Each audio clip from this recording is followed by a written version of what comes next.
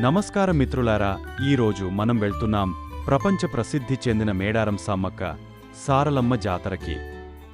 ఇది ఒక పండగ కాదు, భక్తి, ఆచారం.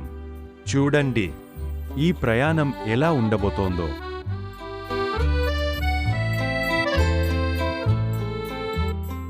ఉదయం చాలా తొందరగా బయలుదేరాం.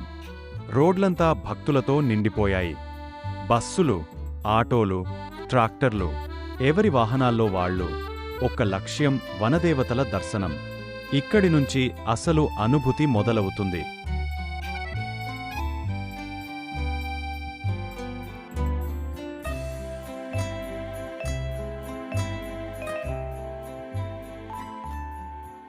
ఇక్కడి నుంచి అసలు అనుభూతి మొదలవుతుంది. చుట్టూ అడవులు, గాలిలో కొట్టే ధూపం వాసన, జై సమ్మక్క, జై సారలమ్మ అనే నినాదాలు.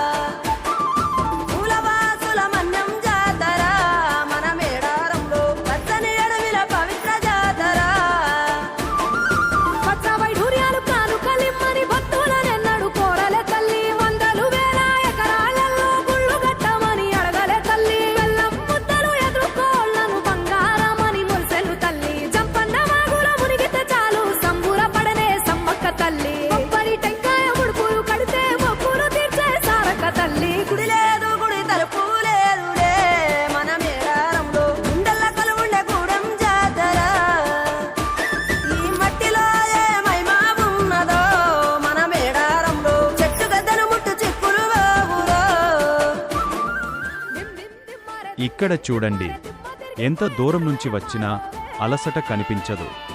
నడుచుకుంటూ, మొక్కుతూ తమ మొక్కులు తీర్చుకుంటున్న భక్తులు.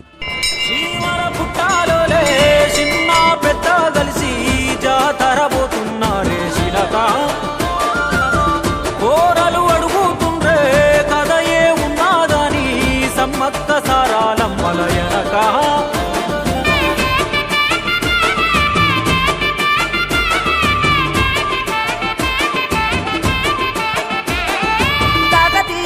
రాజుల చెంతనే పైడిత రాజు రాజమేలేను.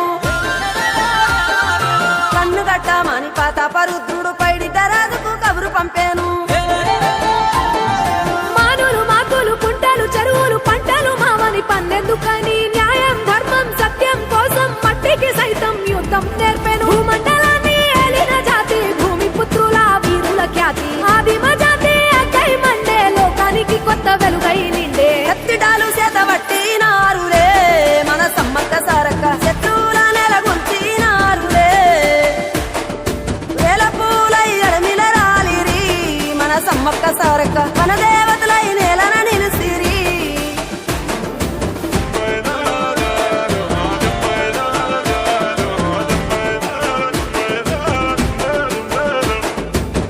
గల్ల గురిగిలోన దాసిన పైసలన్నీ ముడిపే గట్టి, పల్లె తల్లి బయలెల్లిందే శిలక. పిల్ల జల్ల సల్లం ఉంటే మల్ల ఏడు మేడాన ముస్తాని, పోయినసారి మొక్కుకున్నది గనుక.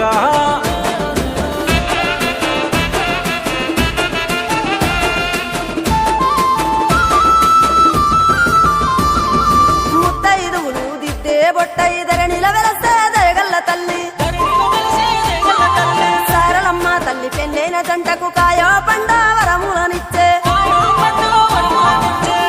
రాజు గోవింద రాజులు పాడి పంటల కాపలగాసే, జలదిలో కలిసిన జగమండి బిడ్డ చంపన్న వాగై పారుతున్నాడు. మూడు రాళ్ళ పొయ్యి వెట్టి వండి అన్న నైవేద్యాలనిచ్చినారులే. ముక్కోటి మునులు మన్నెంకొచ్చి మూల పుట్టమ్మని కొలిసినారులే. రాజ్యాలేలిన రాజులు పోయిరి, మట్టిలో కలిసి సమరములరిగిన అమరులు నిలసిరి. ఎడమిల నెరసి రెండెళ్ళకోసారి జరిగే జాతర.